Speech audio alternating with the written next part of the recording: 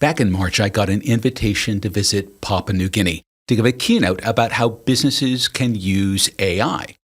I didn't really know what to expect. PNG is such an interesting nation, both fully modern and fully pre-modern, embracing both with all of the tension and friction and creativity that creates. Now, as a part of that, I got to be a judge in an innovation competition. I helped pick the winner. In the big business category, I wasn't quite prepared. NAS Fund is PNG's national superannuation fund. It's privately owned and operated, but it manages the super balances for most everyone in PNG who has super. It's a big responsibility, and they had a big problem. PNG is unevenly digitized. Not even 40% of the population there have mobiles. That's about the same as North Korea. And it means digital solutions aren't necessarily the best fit. Now, for a modern business, and NAS Fund is a very modern business, that presents a unique problem, because how do you manage your vendor relationships when your vendors are still largely using pen and paper and post? Simple things like accounts payable, they become insurmountable mountains of paperwork that need to be carefully examined by human beings, keyed in by human beings, checked again by human beings, and then paid by human beings. It all takes a lot of time and labor. However, one thing we can reliably do with AI these days is classify things. A computer can scan even the most obscure handwriting and make something of it. Better than a human much of the time. So, NAS Fund built a system to take the very physical, analog workflow that they had for their accounts payable, and they threw AI at it. Not every bit of the process, just the bits that mattered, the bits where machines do a better job than human beings. And they built some new tools for that, and they revised their process to incorporate those new tools. And an accounts payable process that would often take weeks to get people paid can now do it in just a few days, and with only half as many hours of human labor. Simple, powerful, functional. It ticked every box, so they got the award.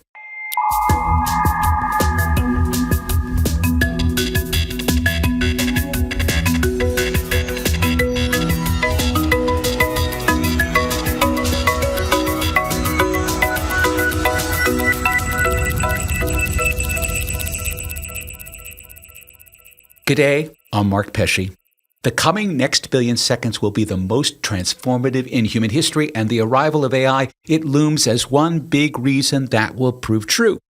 Over the course of this 5 episodes, we're doing a deep dive, delving into the nuts and bolts of artificial intelligence. Is it really that amazing, or is it just so much hype? In our excitement, are we losing sight of the other meaning of AI, that it's always imperfect? That's the title for this miniseries, because as good as it is, and yes, it is far better than it was just 3 years ago, it still has a long way to go. So that raises a big question. Is AI good enough now for businesses to rely on? That's in this episode of The Next Billion Seconds.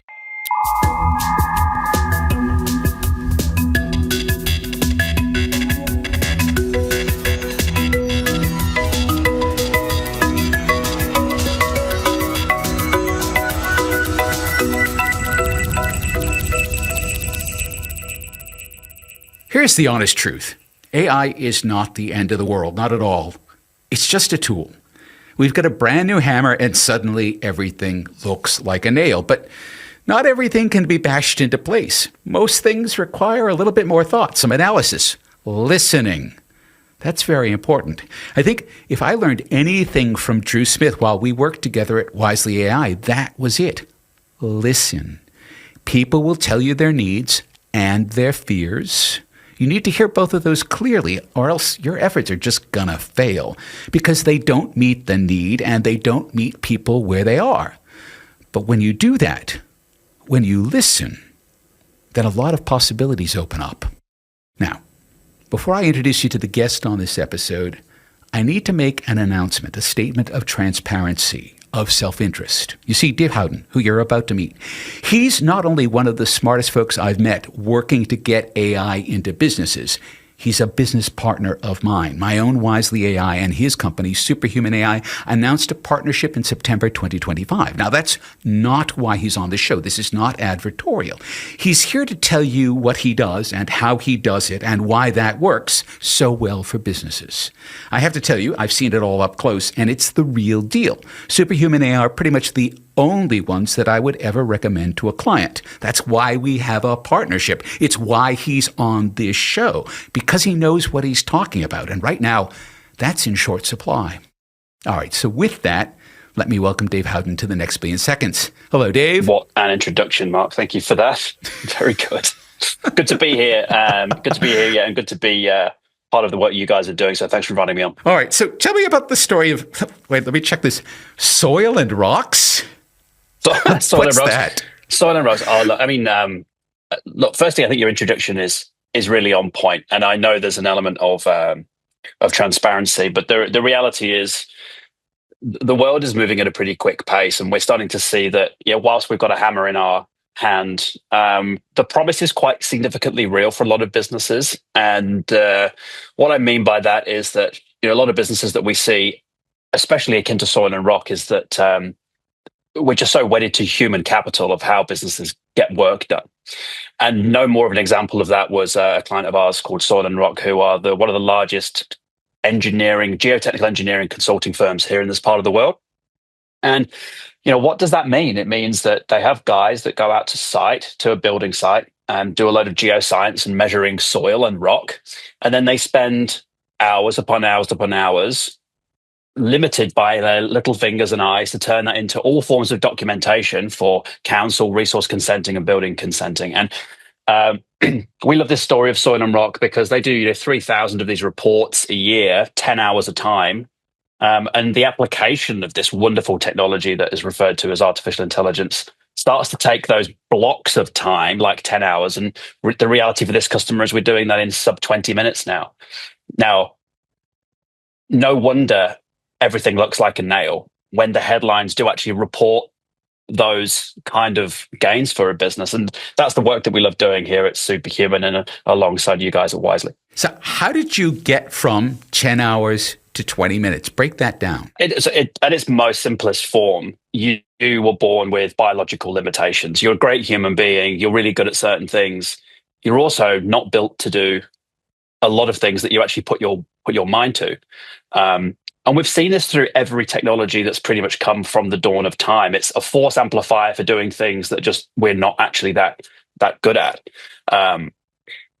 You go back to non-technical stuff, but you kind of look at, the birth of hydraulics, just how you can advance construction by having, using muscle power versus hydraulic power to dig holes. That is one of those huge force amplifiers.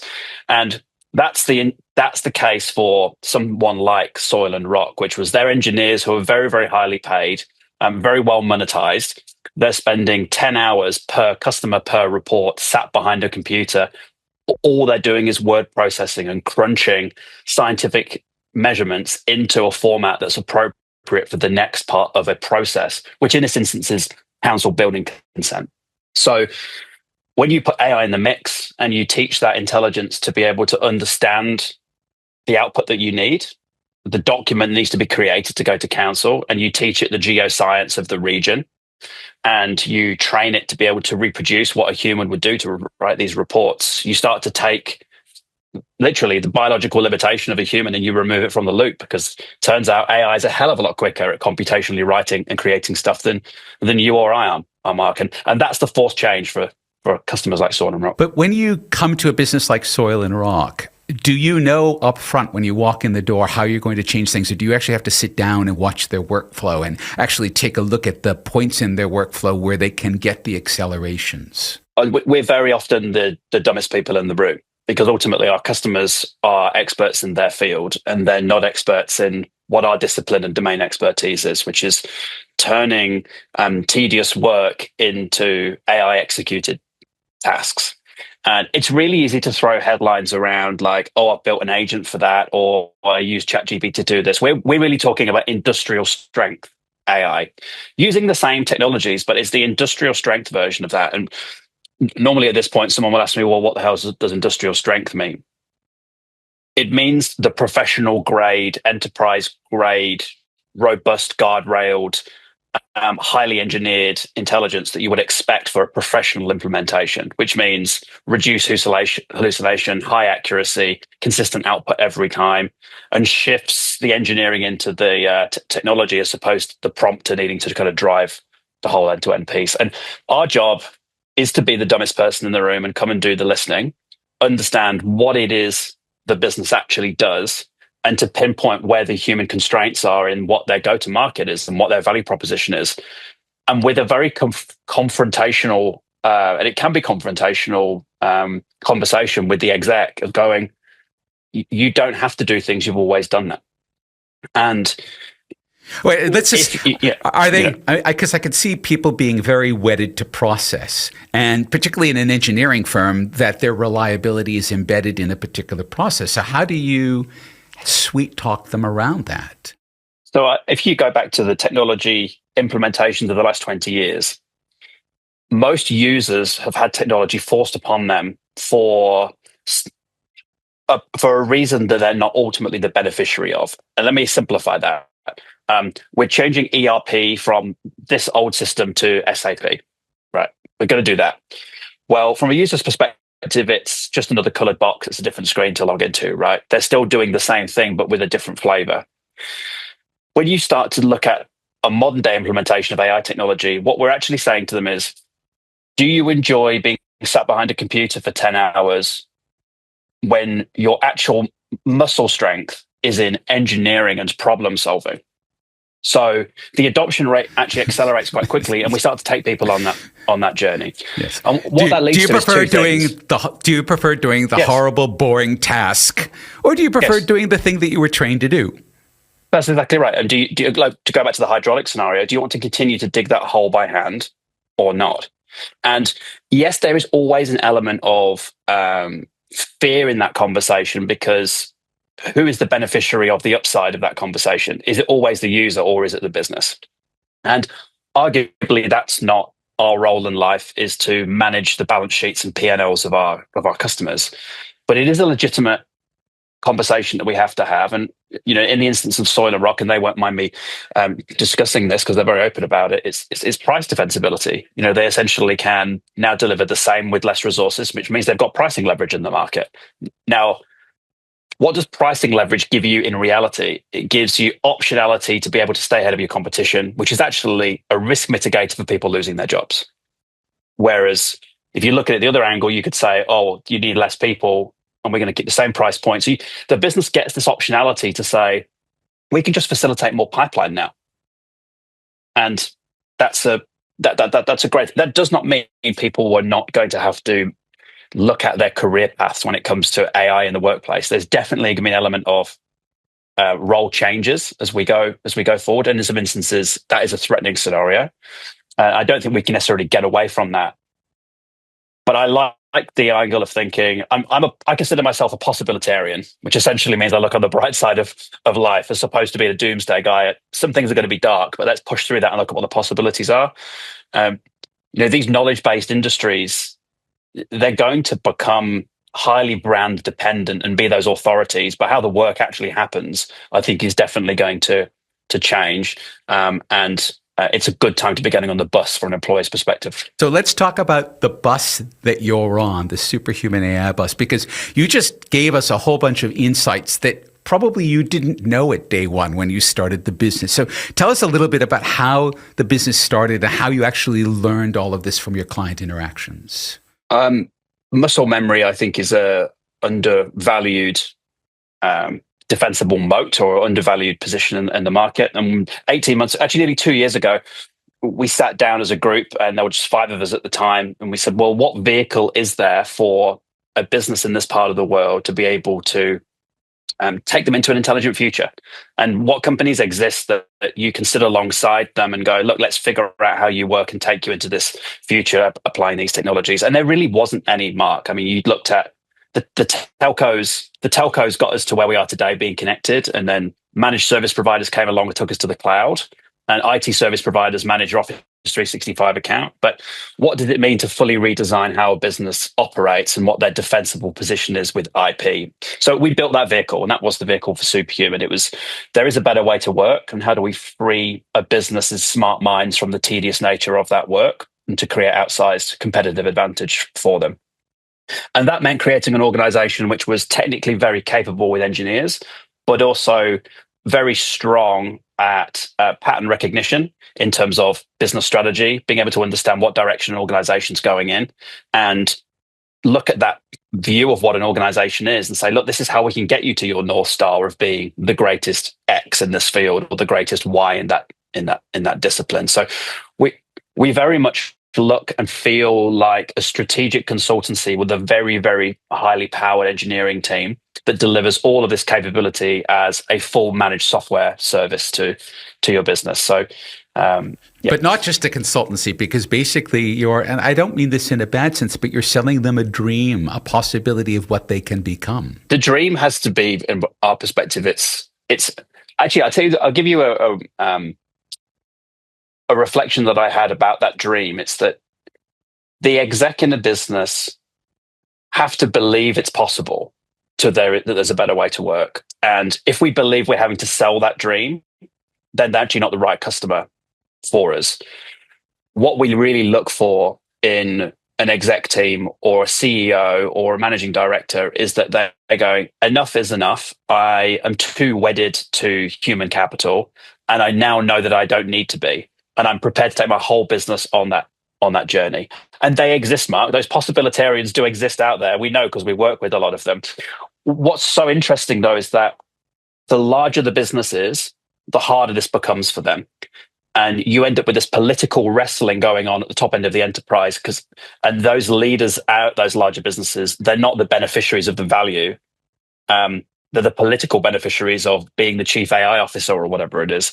And that's why the opportunity is so great for the mid-market. It's those, like 30 to 50 million size revenue businesses that they're not massive, but they're not small. They've got a bit of money on the balance sheet. And they're like, how do we deploy $500,000 to really accelerate ahead of a competition? And it's amazing what you can do with a relatively small amount of budget.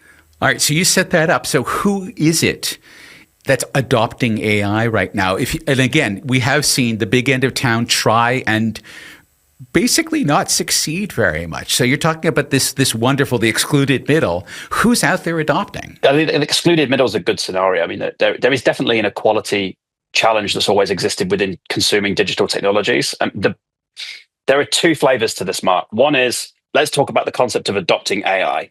That's a concept that we don't really buy into.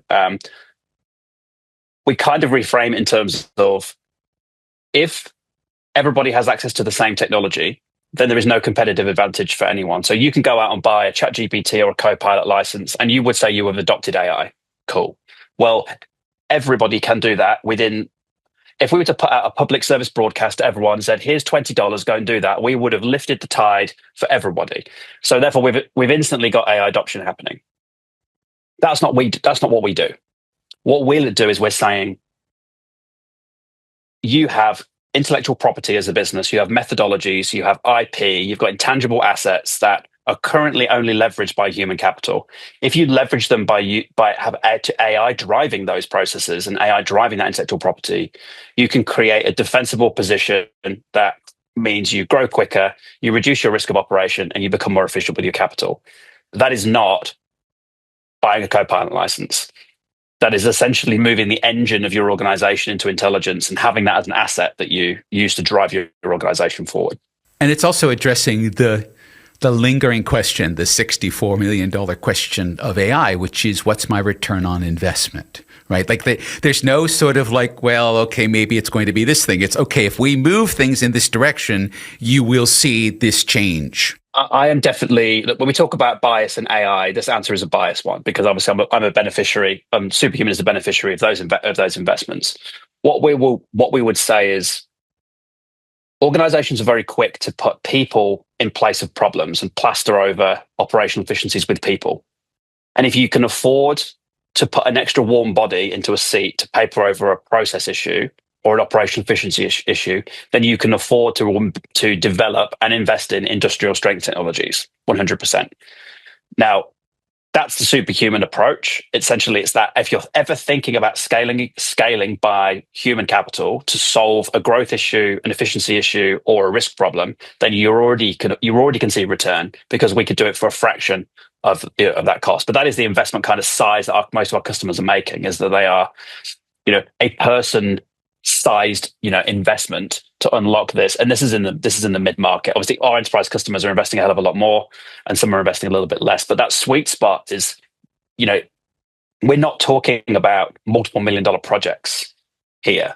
We're talking about 3 or 4 months worth of smart work to look at your core business processes that create value and institutionalize them in a different way. And that's exactly what we did at Soil and Rock. How do you do geotechnical engineering reporting? Well, this is how we write reports. I'm like, well, we reckon we can do that in sub 10 minutes. And that's where we spent 3 or 4 months worth of engineering time to develop that. And what that allows, doing the maths, what that allows this organization to do is, 3,000 reports times 10 hours is a lot of cost. 3,000 reports times 10 minutes is not a lot of cost. And businesses will create business cases to just save 1%, 2%, $100,000 here. This is a $4 million payback in under a 6-month period. So if you find the right problem, if you find the right nail to hit with the hammer, the return on investment question is not necessarily one that you need to spend too much time on. Where I think the question on ROI comes about is, firstly, I think there's a bit of clickbait happening in the market around that. I mean, the recent MIT study that came out that said 95% the headline was 95% of AI adoptions failed, which wasn't the actual story at all. It was 95% haven't hit hyper growth, which what business case ever does hit hyper growth?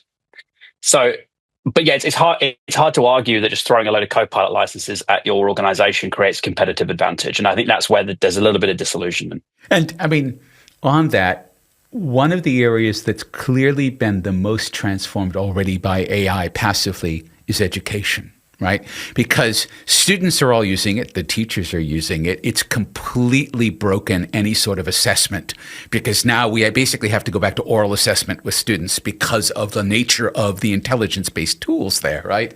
So we're seeing educators struggling with a process of self-definition around that. What does it look like when educational organizations adopt AI? A very high percentage of running an education establishment is considered administration. So the value proposition of most education organizations or private training establishments or RTOs over in Australia is to deliver a qualified human being that's good at a skill, ultimately. But to assess that individual, to give them the learning materials that they need, there's a massive amount of human capital in that process of wrangling with the ASQA or the NZQA regulator, building compliant, moderated, verified study materials, and then building those subject matter expertise materials ready for training. That's just human capital. But there's no extra value created from the start to finish there. You're literally turning one thing into another thing into another thing, because the knowledge to train someone is publicly available. It's knowledge, right? It's free. Knowledge is free these days. So there's 2 paradigms happening here. One is, how do you operate as a educational organization to make sure you're as efficient as possible of turning free knowledge into something that can train a student? And then the other side of that, you have, well, what is a student in 2025? And what's a student in 2026? Because if knowledge is free, a lot of things are consumed through other means, through short form content on YouTube or whatever. And the fact that students are so disengaged in the classroom now because of the amount of dopamine that happens in their personal lives, it's very difficult to actually have teachers and educators create that level of engagement in the classroom. Because, well, what do you want to learn off a boring textbook, or do you want to go and watch highly edited, highly polished short form videos from Mr. Beast? Which one captures your attention? So it's not lost on me how much of a challenge it is to keep those engagements up. Now, why is that important? And just as an aside, overnight, before we recorded this show, Google DeepMind actually released an entire project that takes textbooks and livens them up with AI, because I think they're also thinking along these lines. Yeah, I would 100%. And that disengagement is a challenge. Now, what we're really enjoying is we do a lot of work in the education space. What we're really enjoying is applying the AI tooling to all of that content now is allowing us to create some equilibrium on the dopamine scale between what's available personally for these students. So we're seeing now services that we're building where you can take quite a boring subject in the science field and turn it into an engaging rap song or a podcast or a video with Drake in it, and you can actually start to create these learning moments through highly engaging content. And we're providing those platforms for teachers to be able to do that, purely because you're competing with the algorithms of Meta and Facebook and all of the rest of the guys that are there to spike your dopamine. All right. Last question, Dave. You've been in this for 2 years. I've been in this for 2 years. We have seen an enormous amount of change just even in these last 2 years. It's the only thing I can compare it to is sort of 95 and 96 on the World Wide Web when everything was changing. Give us your best guess. Where is all of this going? So I was at the New Zealand AI Summit yesterday, presenting on close to this topic, and we looked at all the technology change that had happened 40 years prior. So it turns out it was my 40th birthday recently, and we looked back over that 40-year period and went, well, what's happened over that? But my son was born this year, and he's going to be, we took and went, well, in 40 years' time, what's going to be the scenario? The answer is, Mark, I don't know. I've got some hopes. I've got some hopes and some dreams for it, though. I do see a scenario where we realize we're not the smartest person in the room. And that can be a good thing and a bad thing. I think we're going to see the early signs of that when we start to see the advances in science and material science and environmental science. They're going to help us with a whole load of problems that we've got. I also think that if we continue to think we're going to be the smartest person in the room, that becomes an issue. On the basis that we'll kind of stifle this utopia moment where we can start to really push work out to technology and start to actually live life far more humanly. I actually think we're living in a quite unhumane time now. We all live like kings. We all live like kings and queens. Like we're warm, we're well fed in most parts of the world. Of course, there is differing quality in that, but I do think there is an opportunity that in the longer term, that with robotics, intelligence, all of the things that we really should not be doing as humans, we are not doing. That's my good side of the equation. I don't think it's going to come as quickly as we think. I think humans are going to be the bottleneck in that. And I do think there's going to be an element of us accepting. I think that's going to be the scenario. The dark side of this is, like the internet was used as a force for good, it was also used as a force for evil. And that is going to create problems. We can already see them now with deep fakes and everything that's happening with everything that. So my prediction, which won't be accurate at all, is that we're going to go through a period of turmoil where we wrestle with who's in actual control, and then at some point I think we'll start to relinquish social control to some of these technologies. The earliest example that is probably going to be full self-driving. I think that's probably going to come and sneak up on you, where you actually realize that you can just mobilize in a different way. But it's going to come down to decision making, governmental. A lot of things we're just going to start to release control to. Do I like it?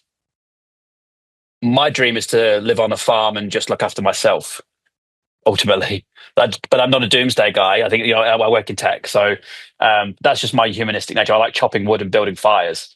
But the reality is, I do think we're going to get a human release at some point. It's just probably not going to be within the next decade or so. It's probably a bit longer out than that. I just want to reflect on what you said, all the way back to what you said, because you said when you walked into Soil and Rock that the position you took was you weren't the smartest guys in the room. And you said that's the position we're going to all be in. And you used that position to make Soil and Rock better. So maybe when we get to admit we're not the smartest in the room, we're in the best position to improve things. Dave, thank you so much for coming on to the Next Billion Seconds. Pleasure. Good to see you, Mark. Back to Papua New Guinea. After I gave the managing director of NASFund the award, I had a long conversation with him. I asked him if he had ended up firing his accounts payable staff, given that it was only taking half as many hours to process all of those incoming invoices. And he laughed and replied, "Oh no, That was just one woman, and she's going to retire. We had no choice. We had to do this. In our next episode of The Next Billion Seconds, we'll take a look at the intersection, or maybe we should call it the train wreck, between AI and regulation. It ain't clean, it ain't clear, and it's unevenly distributed. That's on the next episode of The Next Billion Seconds. The Next Billion Seconds was written and presented by Mark Pesce. Big thanks to Dave Howden for joining us. The Next Billion Seconds is produced by Medium Productive. The show was mixed by Luke Cramp. Executive producer Josh Butt. If you like our show, please remember to follow us on your favorite podcasting app. And if you know someone who might be interested in these topics, please share our show with them. This is Mark Pesce, thanking you for listening.